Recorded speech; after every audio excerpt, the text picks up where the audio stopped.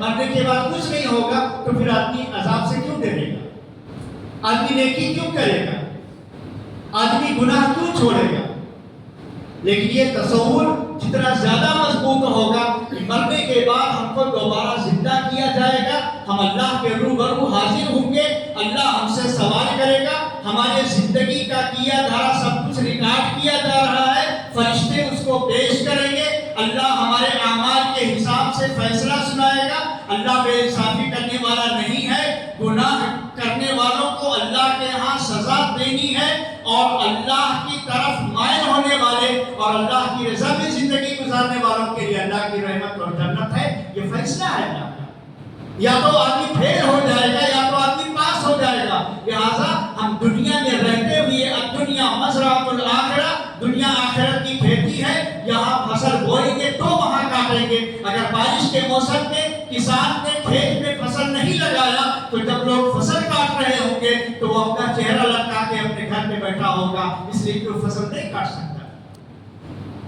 اللہ کے نبی نے فرمایا الدنیا مزرعۃ الآخرہ، دنیا آخرت کی کھیتی ہے، یہاں جیسا بوؤ گے وہاں ویسا کاٹو گے۔ لہٰذا ہم ایسا نہ کریں کہ دنیا کے اندر کاٹا بوئے تو ہم کو وہاں کاٹا کاٹنا پڑے، ہم یہاں میٹھے میٹھے بول پھیلائیں، ہم میٹھے میٹھے نیک اچھے اور نیک اعمال کر کے کھیتی کریں تاکہ ہم کو اچھی فصل ملے، اچھا رزلٹ ملے، اللہ کی رحمت ملے، اللہ کی جنت ملے۔ ایک بات اللہ تبارک و تعالیٰ نے سورہ کاف کے آخری آیت میں فرمائی ہے فَذَكِّرْ بِالْقُرْآنِ مَن يَخَافُ وَعِيدِ، قرآن کے ذریعے سے آپ نصیحت کرتے رہیے۔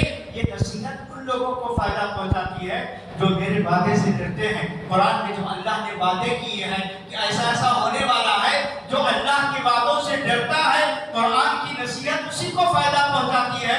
باقی آدمی تو قرآن بہت سنتا ہے، تراویحوں میں ایک مکمل قرآن سنتا ہے، آدمی بیٹھ کے اپنے گھروں میں بھی قرآن کی تلاوت لگا کر کے سنتا ہے، حج میں جاتا ہے امام حرم کے پیچھے قرآن سن کے آتا ہے۔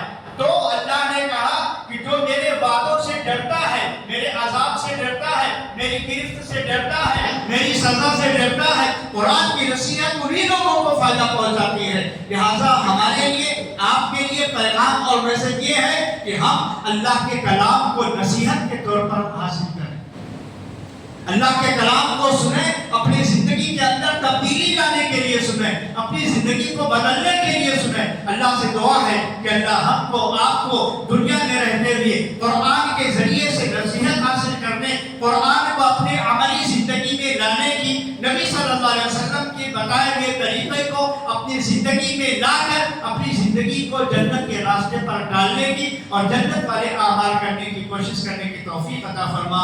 آمین، تقبل یا رب العالمین۔